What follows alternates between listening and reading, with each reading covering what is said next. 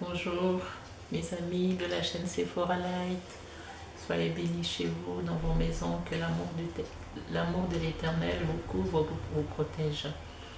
On est aujourd'hui le 24 octobre 2019. Voilà, je viens encore vers vous, je viens dans vos maisons pour vous apporter la paix du Seigneur, l'amour du Seigneur. Voilà ce que nous donne une recherche à rapide. travers sa parole, voilà. Le Seigneur m'a mis à cœur de partager, que nous puissions partager ensemble. On va parler aujourd'hui de la naissance de Jésus-Christ. Comment il a été conçu. La parole de Dieu nous dit que l'ange est apparu à Marie et il lui a dit qu'elle va tomber enceinte et qu'elle aura un fils. Et Marie avait demandé à l'ange comment cela arrivera-t-il. On a dit lorsque le Saint-Esprit va descendre sur Marie. Et ce que j'aimerais partager avec vous aujourd'hui, lorsque l'ange est apparu à Marie et que Marie est tombée enceinte, la Bible dit que Joseph n'était pas au courant et il s'est posé des questions. Comment est-ce qu'une femme, Marie, une femme qui était de bonne vie, Marie qui ne connaissait point d'homme, pouvait tomber enceinte? Et cet enfant, de qui ça venait? Déjà Joseph, il était rentré dans l'inquiétude et il fallait que Dieu lui parle encore à Joseph dans le songe pour lui dire de ne pas prendre mal Marie et que cet enfant, c'est un enfant venu de Dieu par la puissance du Saint-Esprit. Et même, on lui a conseillé de prendre Marie pour qu'elle aille accoucher à Bethléem. Eux, ils étaient de Nazareth, mais il fallait que Joseph prenne Marie, sa femme, pour qu'elle aille accoucher à Bethléem. C'était juste pour protéger cet enfant qui allait venir au monde. Donc, en ce moment-là, Joseph a pris Marie, ils se sont déplacés jusqu'à Bethléem. Et lorsque Jésus est né, la Bible nous dit que les rois mages ont su qu'un enfant était né, une étoile était née. Et ils en ont parlé à Hérode. Hérode s'est senti mal parce qu'en ce moment-là, c'est lui qui régnait. Comment est-ce que un enfant qui allait naître et cet enfant allait devenir le roi, et c'était une étoile. Il leur a dit, allez-y et quand vous allez trouver cet enfant, revenez me dire et moi aussi je vais aller l'adorer. Alors les mages sont partis, ils ont suivi l'étoile jusqu'à ce qu'ils ont trouvé là où était né Jésus. Ils ont rentré, ils ont fait leurs offrandes, ils ont donné l'encens, le myrrhe, en tout cas il y avait de l'or, les trois choses ils ont donné pour cet enfant Jésus. Et encore une fois, ils ont été avertis en songe pour leur dire de ne pas retourner vers Hérode annoncer là où se trouvait Jésus. C'était toujours pour le protéger, cet enfant qui est l'étoile du matin. Jésus-Christ est étoile. Vous avez vu comme l'enfant a été protégé par Dieu, parce que cet enfant, c'était une étoile. Par rapport à nous aujourd'hui, souvent, nous avons dans nos vies des naissances comme ça, des enfants qui viennent au monde, mais ce sont des étoiles. Et c'est des enfants qui vont être combattus depuis leur conception jusqu'à leur naissance. Voilà pourquoi je dis que des fois dans la vie, il faut faire attention un peu aux enfants que nous mettons au monde, de voir un peu comment ils ont été conçus, comment dans la vie ils sont en train d'avancer. Vous n'avez jamais entendu que des fois les gens dire cet enfant a une étoile, cet enfant ira loin, il a une étoile. On parle de Mbappé, il y a des gens qui disent Mbappé a une étoile. On parle de... Il y a beaucoup de personnes comme ça à qui on a dit que c'était des étoiles. Parce qu'ils sont en train de voir leur vie briller. Mais comment est-ce qu'on doit protéger son étoile? Aujourd'hui, autrefois, quand nous étions enfants, quand les femmes tombaient enceintes, je crois que c'est parti de cette histoire de Jésus, de cacher sa grossesse. Nous, les Africains, en tout cas, on a l'habitude de ne jamais annoncer notre grossesse. Des fois même, on ne dit rien jusqu'à l'accouchement de l'enfant, parce qu'on essaye de protéger cet enfant face au mauvais œil, comme disent les Turcs, les mauvais œils, parce qu'ils ont leur médaille là avec un œil, et ils disent que ça protège contre les mauvais œils. Donc quand un enfant, une femme est enceinte, elle porte ce médaille-là, une médaille, oui, elle porte cette médaille, c'est pour protéger l'enfant, pour que rien ne puisse lui atteindre pendant la grossesse, jusqu'à l'accouchement. Et c'était parti, je crois que c'est parti de l'histoire de Marie, à qui Dieu avait demandé à Joseph de protéger l'enfant Jésus contre Hérode, parce qu'en ce moment-là, Hérode était le seul roi et il ne voulait pas qu'un autre roi vienne au monde. Et quand il a su par l'image qu'il y a un autre roi qui va naître, et il a voulu chercher à tuer Jésus. Aujourd'hui, c'est pareil.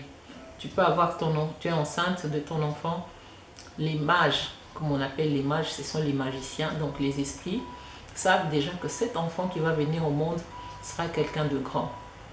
Alors, dès l'enfance de cet enfant, ça peut même être pendant la grossesse, ça peut être aussi le jour de l'accouchement, ça peut être aussi pendant l'enfance de cet enfant qui a beaucoup de problèmes, beaucoup de combats, beaucoup de maladies. Il y a un homme de Dieu qui avait témoigné, quand il est venu au monde, il était tout le temps malade, tout le temps. Il ne passait pas un mois sans que lui aille voir le médecin ou qu'il rentre à l'hôpital. Voilà que ses parents étaient vraiment fatigués. Lui-même aussi était fatigué parce qu'un jour, quand il a eu l'âge de 9 ans, un matin, il était en train de se préparer pour aller à l'école. Il s'est senti mal et il s'est retrouvé que quand il a ouvert ses yeux, il a vu que son père et sa mère, ils étaient en larmes et que la maman et le papa, ils étaient en train de parler, que nous, on n'a pas de problème avec les gens, on n'a fait du mal à personne et personne ne prendra notre enfant. Donc c'était lui. Il venait encore une fois de faire une crise. Et un jour, lui, il était tellement fatigué d'être malade, il est parti dire à sa maman, bon, maman, moi je pense que comme je suis tout le temps malade et ça vous fait tout le temps sortir de l'argent de m'amener à l'hôpital, c'est mieux que vous vous occupez des autres enfants, mais moi, vous me laissez comme ça jusqu'à ce que je vais mourir. Je ne veux plus aller à l'école, je veux rester à la maison jusqu'à ce que la mort viendra me trouver. Et aujourd'hui, cet enfant, ce monsieur qui était en train de témoigner, est devenu un grand homme de Dieu. C'est là pour vous dire que des fois, les enfants qui naissent avec une étoile, c'est des enfants que l'ennemi combat dans la maladie ou dans autre chose. Mais ça sera tout le temps le mal qui rôde autour de cet enfant pour le détruire. C'est pour ça qu'il est très important, les parents, quand vous mettez au monde les enfants, en tout cas au moins pour ceux qui sont chrétiens, c'est pour ça que je fais toujours l'appel pour demander à ceux qui n'ont pas encore donné leur vie au Seigneur, papa, maman, jeune garçon, jeune fille, confie-toi à l'Éternel, donne ta vie à Jésus-Christ. Donne ta vie à Jésus-Christ. Trouve une église, va prier, va chercher Dieu. Tu ne sais pas combien l'ennemi est descendu ici sur la terre pour combattre les élus de Dieu, pour combattre ceux qui ont l'étoile de Dieu. Des fois, même les parents qui t'ont mis au monde n'ont pas cette étoile que toi tu as. Comme Marie et Joseph, ils étaient en train de porter cet enfant qui avait une grande destinée. Eux-mêmes ne savaient même, enfin, ils ont été avertis. Mais qu'est-ce qu'eux, ils pouvaient faire? C'est Dieu qui leur avait confié cet enfant, et cet enfant qui avait une grande étoile. Et des fois, ça peut aussi nous arriver en tant que parents. Vous avez mis un enfant au monde, mais vous ne savez même pas qui est cet enfant. Ça peut être quelqu'un de grand que Dieu a mis entre vos mains. C'est pour ça qu'il est très important pour les parents de recevoir Jésus-Christ comme Seigneur et Sauveur et de présenter l'enfant à l'Église, de présenter l'enfant au Seigneur pour qu'il soit surprotégé, que la main de l'Éternel soit sur cet enfant pour le protéger. Vous voyez? En tout cas, n'hésitez pas, les parents, si vous êtes des parents chrétiens, d'aller présenter vos enfants au Seigneur, que le Seigneur puisse mettre encore son aval, que le Seigneur mette encore sa protection dessus pour que l'avenir de cet enfant puisse s'ouvrir. Et vous qui portez l'étoile, sachez que vous serez très remarqué. Très remarqué. Vous n'avez jamais vu que, par exemple, tu rentres dans une cour de récréation, tu regardes comme ça autour de toi, tes yeux se posent sur un enfant.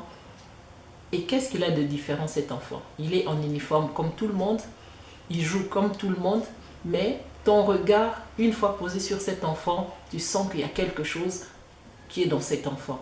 C'est ça, avoir l'étoile. Il y a des fois, dans la vie, pour les garçons et pour les jeunes filles, il faut faire très attention. Ici en Europe, on dit l'âge bête. C'est quoi l'âge bête? C'est l'âge où on dit quoi? De 15 à 18 ans, on dit l'âge bête parce que l'ennemi sait qu'à cet âge-là, que l'étoile de la personne commence à briller. Et c'est en ce moment-là que le diable aussi cherche à rentrer dans la vie de cette personne pour détruire la vie de cette personne. Après, tu vois, si c'est une jeune fille, on commence à voir qu'elle commence à briller parce que sans faire exprès, l'étoile brille et l'étoile de cette fille commence à briller. Et si elle n'est pas bien dirigée, les gens du monde de ténèbres, ils vont remarquer que cette fille a une étoile et ils vont chercher à quoi faire, commencer à jouer sur son étoile. Parce que si tu es une fille, tu as une étoile, sache que les hommes qui sont dans l'occultisme, ils vont commencer à vouloir sortir avec toi pour juste travailler ton étoile. Ils sont en train de voler ta chance et aller travailler avec. Parce que les gens qui sont dans l'occultisme, quand on entend des témoignages, ils cherchent les filles qui brillent, les filles qui ont l'avenir. Des fois, toi, tu te promènes comme ça, tu ne sais rien du tout, tu es sorti de ta maison, tu as 17 ans, tu as 18 ans, tu te fais jolie, et tu vois quelqu'un qui te suit, qui te suit. Il y a une copine à moi qui m'avait raconté, c'était à Bruxelles, là où j'ai grandi en tout cas, quand depuis l'âge de 17 ans, hein, j'étais en Belgique, là où j'ai grandi, là où j'ai passé ma jeunesse. J'avais une copine qui m'avait raconté. Elle habitait pour ceux qui connaissent Bruxelles savent, elle habitait vers, en tout cas à Ixelles, vers l'avenue Louise. En tout cas, elle venait souvent dans la galerie Toison d'Or, galerie Louise, pour regarder, pour faire, on dit quoi, lèche-vitrine quoi. Alors, elle est rentrée dans la galerie vers l'avenue Louise, Toison d'Or, pour sortir vers Ixelles. Alors, sur son chemin, il y avait un monsieur dans sa voiture. Il a commencé à suivre la jeune fille. Mais la jeune fille, elle ne faisait pas attention. Le monsieur lui-même a dit à la fille après, Parce que le monsieur, il a suivi la fille. La fille, elle est rentrée dans la galerie, vers Toison d'Or, pour aller ressortir vers la sortie d'XL dans la galerie. Et pendant qu'elle regardait les vitrines, elle voit à côté de lui, il y a un monsieur. Pendant elle regardait les bijoux dans la vitrine comme ça, elle regardait. Puis le monsieur, il y a un monsieur qui est venu, un monsieur africain, bien habillé, vraiment un monsieur, un vieux monsieur par rapport à la jeune fille. C'était un monsieur qui avait déjà un peu de l'âge. Alors le monsieur qui dit à la jeune fille, choisis tout ce que tu veux sur la... Choisis tous les bijoux que tu veux, je te l'achète. Alors la fille qui lève la tête, qui regarde le monsieur, il se dit, mais qui c'est qui ce monsieur? Moi je suis une jeune fille de 17-18 ans, et un monsieur qui lui dit, ben, choisis tout ce que tu veux, hein, dans la boutique des bijoux, je te l'achète. Ben, vous connaissez nous les filles, nous les femmes, quand on voit les bijoux, hein, ça nous fait quelque chose. Et le monsieur lui a acheté les bijoux. Tout ce qu'elle avait envie ce jour-là, le monsieur lui a acheté. Il y a une relation d'amitié qui a commencé entre le monsieur et la jeune fille. Et ça a continué comme ça, ça a continué comme ça. Ce n'est que quelques années plus tard, quand la fille a reçu Jésus-Christ comme Seigneur et Sauveur, c'est ainsi que, je m'excuse, hein, on m'a posé un appareil, alors j'ai de la peine à parler. Voilà. C'est ainsi que la jeune fille a su que le monsieur là était lui-même, le monsieur était dans l'occultisme et que le monsieur, il avait beaucoup d'argent et que le monsieur était en train d'utiliser son étoile. Et ce n'était pas que le seul monsieur. Il y a eu beaucoup d'hommes qui ont tourné autour d'elle, rien que pour utiliser son étoile. Parce que la fille, en fait, elle était très jolie. Les seigneurs l'avaient créée comme ça, mais elle avait aussi une étoile. Et quand la fille a reçu le Seigneur Jésus-Christ comme Seigneur et Sauveur, quand elle a fait un travail, parce qu'il y a un travail, lorsque nous recevons le Seigneur Jésus-Christ, il y a un travail qui se fait, et elle a compris que pour passer à la délivrance, après les cures d'âme, il fallait qu'elle raconte un peu sa jeunesse. Elle a raconté sa jeunesse. Et c'est ainsi qu'on a su que son étoile a été utilisée par les gens friqués. Et c'était des gens qui étaient en train de travailler sur sa chance. C'est même pareil pour un garçon. Vous avez entendu tous les témoignages de Maman Kalanga. Comme elle a été chercher ce jeune garçon à l'université. Et ce garçon avait une étoile. Et elle a commencé à travailler sur l'étoile de ce garçon. Même elle voulait tuer ce garçon. Heureusement que la maman de ce garçon était chrétienne, lui avait averti de ne jamais faire le pacte de sang avec cette maman Kalanga. Vous avez vu comme l'ennemi travaille. C'est pour cela il est très important. Lorsque on te dit, ah tu as de la chance, ah toi tu as... Mais il faut vraiment aller demander la protection de Dieu pour cet enfant. Si tu es jeune fille, la même chose. Si tu vois qu'il y a des hommes friqués qui tournent autour de toi, pose-toi la question, qu'est-ce qu'ils sont en train de chercher dans ta vie? Ce sont des hommes qui sont mariés, ce sont des hommes qui ont de l'argent, mais ils te courent après toi, une jeune fille qui n'a peut-être rien du tout. Ils te donnent même de l'argent pour rien du tout. Pour rien du tout. Et juste pour utiliser ton étoile. Les 20 minutes vont arriver.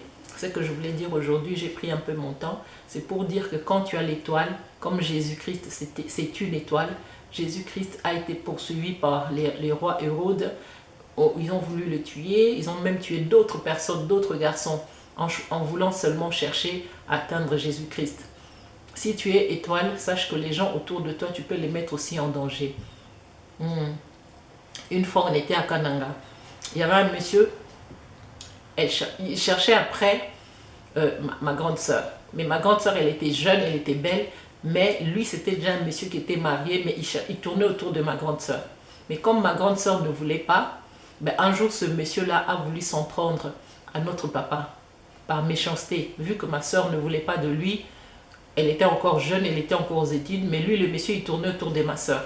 Et il a voulu commencer à nous faire des ennuis. Jusqu'au jour où il est venu, à midi, on était à table, le monsieur est venu, il voulait s'attaquer à notre famille par méchanceté parce que ma soeur ne répondait pas à ses appels. Lorsque vous êtes une étoile, sachez que vous mettez les gens qui sont autour de vous en danger et vous mettez votre vie vous-même en danger aussi. C'est pour cela, mes amis, On va peut-être continuer une fois, c'est une longue histoire, mais si vous avez remarqué que votre enfant est attaqué depuis son enfance, sachez peut-être que cet enfant a une étoile. Présentez-le au Seigneur, protégez-le dans la prière parce que vous êtes en train d'élever une étoile dans votre maison qui sera un jour une grande servante de l'Éternel, un grand serviteur de Dieu. Protégez vos enfants sous la prière, que la main du Seigneur soit avec vous. On reviendra sur ce sujet. Aujourd'hui, j'ai été un peu rapide. Avec cet appareil qu'on m'a placé, j'ai encore de la peine à parler, mais ça va aller. Voilà. Je vous remercie. Sephora Light, c'est une amie pour vous. Vous êtes mes amis, je n'ai rien à vous cacher et alors je vous parle. Peut-être vous allez vous poser des questions. Pourquoi aujourd'hui j'ai de la peine à parler? J'ai juste posé cet appareil pour m'embellir un peu la bouche, pour que je sois présentable. J'ai pas de secret, je suis naturelle, je suis comme je suis, comme j'ai toujours dit. Dites de moi ce que vous voulez. Il n'y a pas de problème. Voilà. Je vous remercie au nom puissant de Jésus-Christ. Soyez bénis, bénis dans vos maisons.